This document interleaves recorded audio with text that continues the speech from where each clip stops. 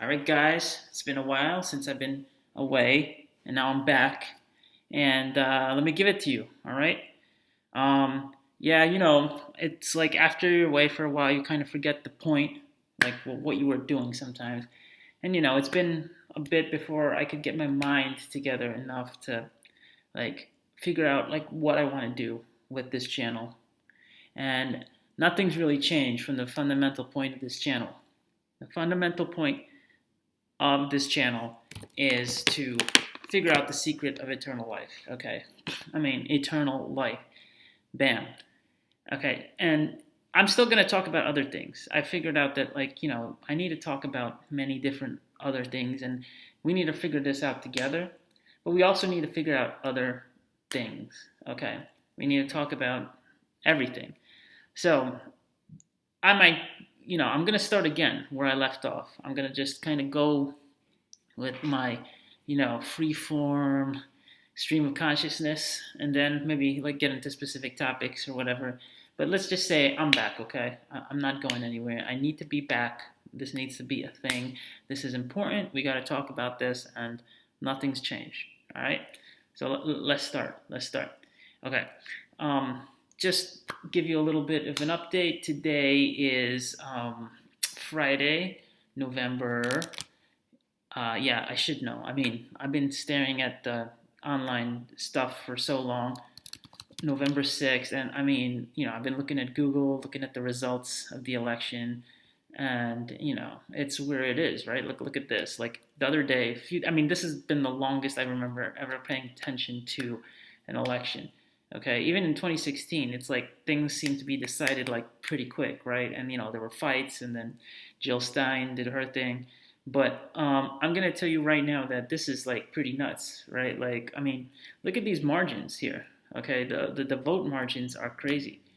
You see, there's no way that this thing is not gonna go uncontested to some level. I mean, the vote margins, like, just they keep getting like closer and closer, then farther and farther, and it's like sort of like a race a little bit, right? Like, it does look like Biden's pulling ahead, and he's probably going to be president, but I don't know. I mean, Georgia, Nevada, Pennsylvania, Arizona, you have all these states which, like, just by the hair of their, cheeks, they're like falling into the Biden camp. I mean, this is generally no good. Speaking for, like, I mean, you have Michigan that won. See, Michigan won decisively. New Hampshire won decisively. Biden won.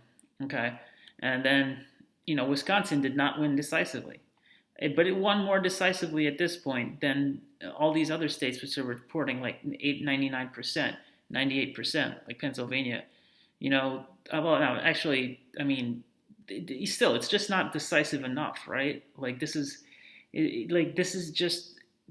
not. I mean, if you look at the total number of people that voted, I mean, Trump is about to hit 70 million people who voted. Okay, I mean, 400,000 more votes came in for him, and they came in all across the country. I mean, but the margin, right? Biden's about to hit like 4 million ahead of Trump. 4 million people. Look, another 2,000 just came in, and another 2,000 for Trump. I mean, we could just go all day talking about election coverage. I just wanted to get a little contemporary about the world, where the world is at, and this is why, you know, um, uh, yes, this is why we got to find the secret of eternal life, because once in like, you do really not want to know what's gonna happen like this year after year for the rest of eternity. I mean, we got to figure that out. And yeah, I guess I could talk a lot about this, right? I mean, I could talk about like the articles that I've seen about how, like, obviously, you have CNN and all these guys. They're just let's just go through some of them. I mean, Trump has told people he has no plans to concede. CNN loves like talking about this point. Trump has told people he has no plans to concede, even if his path to victory is blocked. Okay, well, yeah, man. Even if his path to victory is blocked, like, blocked in what way, right? Like, you gotta think, you gotta be realistic, right? He did, like, I mean, yeah, if it's legitimately blocked, he should concede. I mean, but I mean, not to lend credence to the theory, but like all these recount. And by the way, a recount, let's take it back. If he's relying on recounts, recounts don't mean success. Okay, recounts mean that you're probably gonna be back and forth in the state. He has to pay for it probably in most of the states. Like, I mean, I think if it's less than point, I mean, there's one state if it's less than 0.25% margin, then or greater than 0.25% margin, then the candidate has to pay for it. If it's less than less than 0.1%, or less than 1%, and then if it's greater than 1%, no recount. Okay, otherwise, then like every state could be recounted, and that would just be insane because it could go on forever and ever and ever. But basically, after one recount, if it changes the election results, then the candidate gets their money back. Okay, but if not, then the candidate does not get their money back. I mean, and then each state's going to cost what, like $3 million to recount. It's expensive even for that guy, right? Like, so he's got to do this. And recounts typically don't actually change the outcome of an election. They might get a few more votes here and there. It doesn't really do anything. So it's got to really be. It's going to be pretty crazy. Tappan Clay. So I mean, his staff supposedly they want him to know what's happening, and it's probably hard to tell him because he's like a rageaholic, right? Pence is soliciting funds for his legal defense. Like, I mean, it's hard to like say what's going to happen. I don't support Biden at all, really. I don't support, I'm Trump. I like some other things Trump did, but I don't support Trump generally speaking. Like, none of these guys I support, but I don't support on a bigger scale. I don't support the movements that have been spawned by the left, really. Not other things. I just don't support them, and I just won't go too much into it, really, what the deal is. But like, it's just going to be one of those things. That was 4 hours. This was 1 hour ago. Oh, Trump calls. This is newer. Trump calls for ballot counting scenario where votes legally cast by military would be thrown out. Yeah, I don't know if that's really the case. And also Brianna Keeler, she's also super hyper liberal and, I mean, disguised in CNN and whatever. But then Donald Trump baselessly claimed also, see, look at the look at the wording that they could have just said claim. They say baselessly claimed. I mean, just look at through, I mean, it is baseless, maybe there is some baseless, but I mean, you could have used claim and got away with it, but that was just used to rub salt in the wound. That all votes received after Election Day are illegal. He attacked absentee ballots of military members and their spouses. That by law must be counted. In doing so, President has addressed a scenario with thousands of members of the military actively defending their country. Look at that additional throw fuel in the fire type reporting. This is not real reporting right here, right? They'd be disenfranchised by having their legal votes thrown out. If you count the illegal votes, they can try to steal the election from us, Trump said. The night of the voting in the Brady briefing room. But if you count the votes that came in late, we're looking at them very strongly. A lot of votes came in late. Okay, well, would he have won? I don't know. I mean, maybe he would have won if there were no late coming votes, but what does late mean, right? Like, there's always been the idea of absentee ballots. In every election, a lot of votes come in late legally from Americans who are overseas or located outside of their state of residence, including significant numbers of absentee voters that is what an absentee voter is, right? That's the definition of an absentee voter. But an absentee voter typically isn't a voter who, during this year, during the COVID scenario, an absentee voter is, they weren't absent. They just couldn't make it to the polls because technically everybody could have been an absentee voter by that definition. Military votes are absentee, or the most common type of absentee vote, because they're fighting wars. They still should have the right to vote. And military has been voting absentee for 2 centuries since the War of 1812, and the practice was expanded during the Civil War. Military votes have been included in the certified vote tallies in local, state, and presidential action. But did he say anything about the military vote? Or is he talking about late ballots? Did he segment military votes out from non-military votes? Oftentimes, service members spend time and money clearing hurdles that their civilian counterparts are usually spared in order to ensure their ballot is counted. Military voters have to work extra hard to vote. Sarah Strider found the Military Vote Coalition, a non-profit interest for veterans, military organizations that work with service members. It's a complicated registration submission process. I know, but people had paid upwards of $50 to vote overnight. Okay, enough reading about that, right? As aides doubt path forward. I mean, it would be quite surprising at this point if he had flipped it around, but it would be so devastating to those people, that want him to lose, that it would be insane. Network cuts away from Trump's White House address. networks cut away. All cut away from President Trump as he spoke on those. So basically, they're getting emboldened, right? They're getting emboldened. Um, and they want to let you know that they're emboldened. Like Associated Press, all the networks essentially work together to let you know that they're emboldened at this point. Recount means likely. Where else does recount mean likely? So I mean, there's already articles. A verge of winning the presidency will give primetime speech as he leads. President Kamala will speak Friday evening. Calls for full transparency as Biden leads. So let's talk. Anyway, enough about this. Let's just go back to the point, right? Okay. I want to talk about phototropism. Let's go to phototropism here because that's important. Phototropism.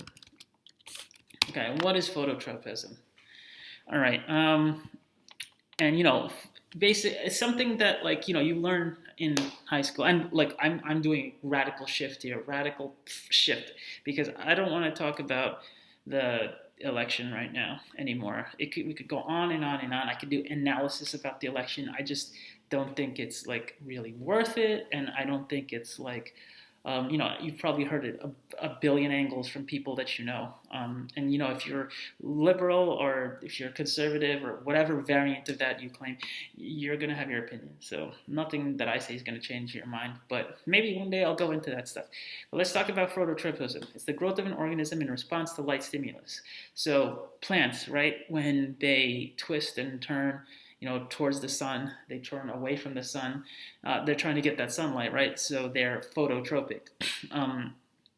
And I guess also fungi are also phototropic. And they need phototropism because that's their food source. They take in the light, they photosynthesize the light, and they turn it into sugar molecules. They turn the carbon dioxide into sugar molecules through the light action, through the Calvin cycle, okay? And this is a fundamental thing. And you might be asking why I'm talking about this stuff when it comes to the understanding of life and eternal life, but it's important because we got to talk about all of life, plant life and animal life, etc. So and so there's two types of phototropism, right? There's positive phototropism and negative phototropism, right? So positive phototropism looks like this. Positive phototropism. And I put positive in there, and that was the first thing that came up, so Google is on its game. So positive phototropism, the most common type, it's like the plant bends towards the light. And so basically the way that the plant bends, right, is through this molecule called auxin. So auxins will increase the growth of stem cells, so will cause the shaded site to grow and elongate, right? And stem cells, I guess, is cells of the stem, right? That's what it means here. And they could also be stem cells, in the sense that people have them. But so the auxin basically accumulates on the shaded side, right? So that it'll cause the growth of the stem cells. Auxin is a protein, right? And light sensitive protein. And then as the plant grows, because the plant doesn't necessarily only move, it also grows in a direction, right? So it grows in the direction of the sun, and then this is the shoot system, so all plants do that. So actually, there's also negative phototropism too. Sometimes plants, and this is look at this plant tropism. Have you seen plants this erratically tropating towards the light, right? Well, I don't know. These are specific types of plants, but what about? And this is another interesting one. This bean. It's probably a bean plant of some kind is growing towards the flame, right? So I guess it's not just sunlight, it's just any light. If the plant needs light, maybe sunlight is the best to photosynthesize since it contains all the frequencies, right? To photosynthesize. I forgot what that's called, sunlight versus firelight, but it causes the plants to grow in that direction. And firelight can do the same, but it's maybe just not as rich, but the plant will take what it can get. And I guess somebody created a truth about phototropism, right? So what is the truth about phototropism? Now listen to the truth. Wow, it could be some serious stuff. It's easy to observe that most plants grow toward light. A sunflower sunflower is easy to observe at most plants, but sunflower in the yard, houseplant, windowsill, even seed sproutlings in a jar will all orient themselves to light. The process is called positive phototropism and gives light a great evolutionary advantage because plants that weren't sensitive to light in manner couldn't get the best lights, and then plants that evolutionary became more sensitive were able to reach in that direction through the action of the auxin molecules and then get more of that light. So plants that sprout just under the edge of a rock or another plant, for example, can grow towards the light it needs to photosynthesize. And so basically, if you think about it, you've heard of photosynthesis, but this is another type of light action. So plants are essentially multi-actors when it comes to light. They have multiple capabilities. Okay, so there is another concept I want to talk about, right? Besides phototropism, another interesting concept. And phototrypsis is so powerful, the plant will grow almost parallel to the ground towards the light it needs for photosynthesis. In terms of evolution, you could say plants with positive phototropism have it made even in the shade. Okay, great, good for them. But let's talk about photoperiodism. Okay, photoperiodism. And so photoperiodism is another type of photoactive capability of flowering plants. So one thing you got to remember with phototropism, photoperiodism, any of these, and photosynthetic activity, any of these plant effects, the whole point is to get the plant in a position to be able to be as reproductively successful as possible. That's just generally with all life what's happening, right? So with photoperiodism is basically, this is a good picture of it. It's what happens when, and this is an example of a cocklebur plant, I guess whatever that is, we can look that up, and a clover. The clovers are everywhere, they're common, right? And basically photoperiodism is a plant is the flowering action of a plant in response to the length of the day, and in some cases the length of the night, right? So there's the concept of a short day, long night plant and a long day, short night plant. So a short day, long night plant, what that is that if the critical length, right? Critical length is, by the way, we have to make some definitions here. This is what I should get into, some definitions first.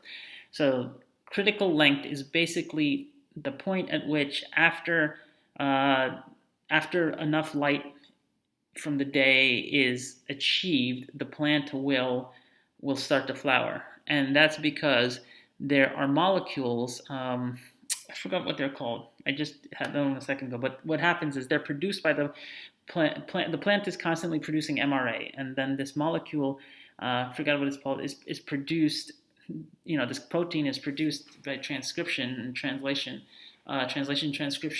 of the mRNA, and the protein normally degrades by natural action, but if it doesn't degrade, enough accumulation of that protein product of the plant will cause flowering to occur. So, and in daylight, with up to the critical length, what's happening is that this protein is getting produced, and then after the critical length is done, then the plant starts flowering. If the critical length is not achieved for the plant, then the protein starts to degrade. And depending on the length of the day, right? Like remember, in winter you have long days, in summer you have short. In winter you have short days and long nights. In summer you have long days and shorter nights. And so what happens is that in winter, certain plants flower because they're actually more sensitive to the length of the night. And then some plants are in summer, they'll flower on their longer days because they're sensitive to the length of the day. Okay, so that's the difference, that where the plant is sensitive, right?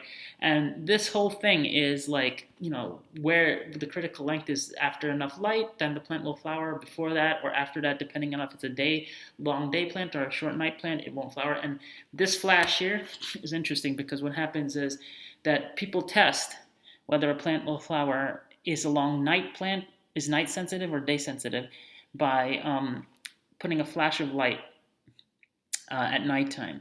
Okay, and the flash of light essentially disrupts the plant's flowering cycle at night. Okay, so that means that plants actually are night sensitive, typically, right? And the thing is, because if you put a flash of darkness in the day, it's not going to disrupt the plant's flowering cycle, but a flash of light at night, it's been shown to do that. So, if you ever put sunlight on a plant at night, you could cause them to have flowering issues later, depending on the plant.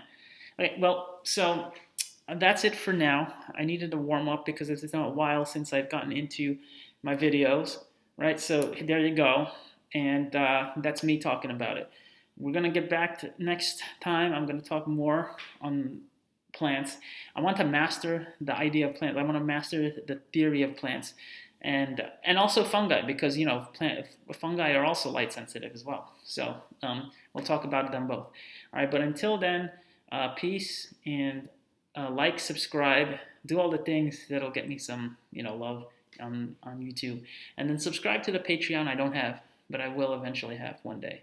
All right, see you guys later.